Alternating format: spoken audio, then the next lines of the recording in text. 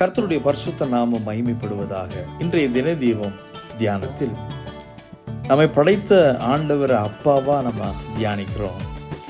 இந்த நாளில் அவர் பட்சபாதம் இல்லாத தகப்பனாய் இருக்கிறார். ஹல்லேலூயா. 1 பேதுரு 1:17.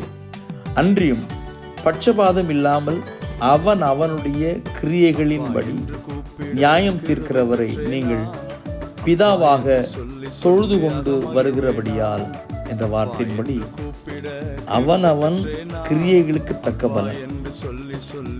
உபாகமம் 10:17 அவர் பட்சபாதம் பண்ணுகிறதும் இல்லை, பரிதானம் வாங்குகிறவரும் அல்ல அப்படின்னு போட்டிருக்கு. அதனால நம்ம மனசுல ஆழமா நிறுத்திக் கொள்வோம். நான் நம்புற என் தகப்பன் அவர் பட்சபாதம், பாரபட்சம், பரிதானம் அவரிடத்துல ஒன்றும் செல்லுபடியாகாது. அவர் உண்மையுள்ள தேவன். ஆமென். தோள் மேலே என்னை சுமக்கிறேன், தோள் மேலே என்னை சுமக்கிறேன், என்னாலும் எப்போதும் தாங்கி செல்